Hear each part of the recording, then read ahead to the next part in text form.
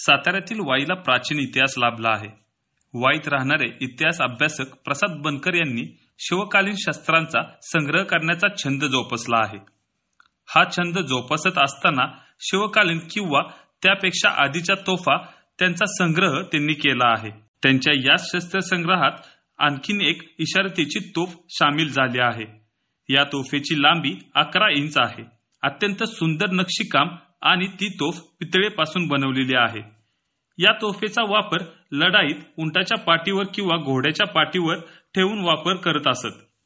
त्याचबरोबर या तोफा देवघरात किंवा राजे महाराजे सरदार यांच्या घरात शोभेसाठी या तोफ्यांचा वापर करण्यात येत असत.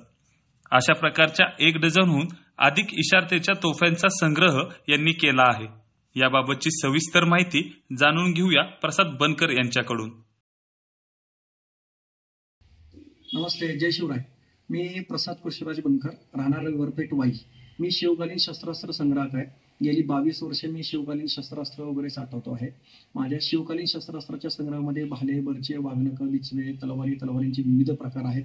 तसेच काही दुर्मिळ प्रकारच्या तोफा देखील मी छोट्या, ज्या इशारतीच्या तोफा म्हणून संबोधलं जातं, अशा प्रकारच्या इशारतीच्या तोफा किंवा त्याला जंबुरा तोफ असं देखील नाव आहे, अशा प्रकारच्या तोफा देखील माझ्या संग्रही आहेत. आज आपण अशा प्रकारच्या इशारतीच्या तोफांची काही माहिती घेणार आहे. या इशारतीच्या तोफांची लांबी सर्वसाधारणपणे 5 इंचापासून ते आपल्याला 21 किंवा 23 इंचापर्यंत पाहायला मिळते. काही 6 इंच, काही 4 इंच, काही 10 इंच, 8 इंच, 11 इंच अशा विविध आकारामध्ये किंवा विविध साईजमध्ये आपल्याला या तोफ पाहायला मिळतात. आता माझ्याकडे माझ्या संग्रहामध्ये एक पितळी तोफ आहे, जी इशारतीच्या तोफाच्या प्रकारामध्ये आहे. तिची लांबी सर्वसाधारणपणे 11 इंच आहे. वजन 2830 ग्रॅम आहे. पितळेपासून बनवण्यात आलेली सुंदर ओतीव प्रकारातली ही इशारतीची तोफ आहे. या तोफेवर हाताने बनवून म्हणजे हँडमेड केलेली सुंदर अशी नक्षीकाम केलेली डिझाईन आहे.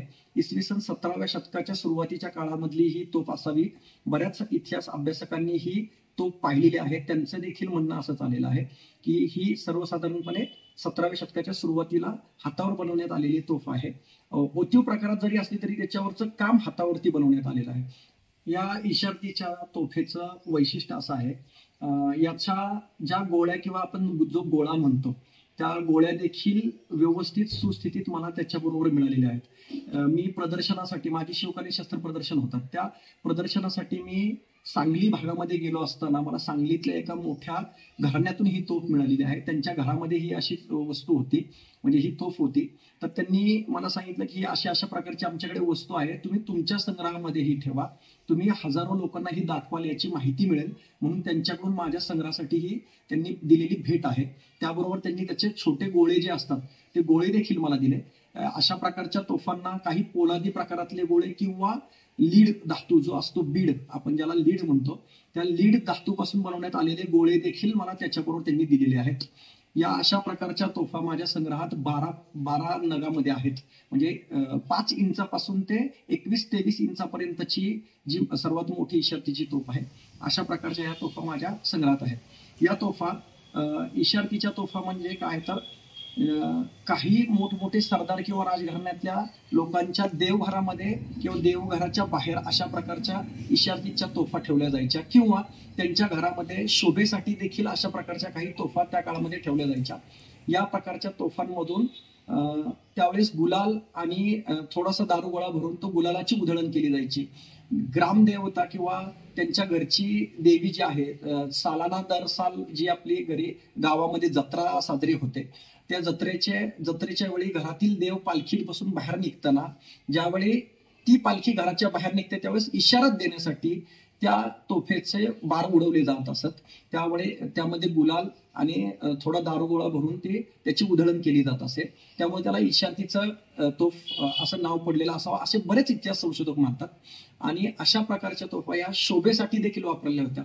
त्याच प्रकारे अशा प्रकारच्या तोफा या घोड्यावरती किंवा उंटाच्या खोगीरावरती, घोड्याच्या खोगीरावरती मागे त्या लोखंडाच्या खोगीरात किंवा पितळेच्या खोगीरामध्ये बसून त्या उडवल्या जात असत, किंवा त्याचा मारा केला जात असेल लढाईमध्ये, अशा वापरल्या देखील आहेत, असं बऱ्याच ठिकाणी नोंद आहे.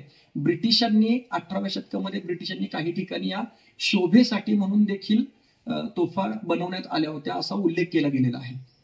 अशा प्रकारच्या तोफांचं वजन हे सर्वसाधारणपणे 560-500 म्हणजे अर्धा किलो पासून ते अगदी जास्तीत जास्त 6-7 किलो पर्यंत आपल्याला आढळतं. आणि या प्रकारच्या तोफा या आपल्या भागामध्ये पश्चिम महाराष्ट्रामध्ये भरपूर प्रमाणात आज देखील आढळतात. अशा इशारतीच्या तोफेची लांबी 5 इंचापासून 23 इंचापर्यंत पाहण्यासाठी मिळत असतात. गेले 20 वर्षापासून या शस्त्रांच्या माध्यमातून छत्रपती शिवराय, विविध सरदार तसेच आपल्या पूर्वजांचा गौरवशाली इतिहास नव्या पिढीपुढे मांडण्यासाठी मी अहोरात्र प्रयत्न करत असल्याचं देखील त्यांनी सांगितलं आहे. न्यूज 18 लोकलसाठी शुभम बोडके, सातारा.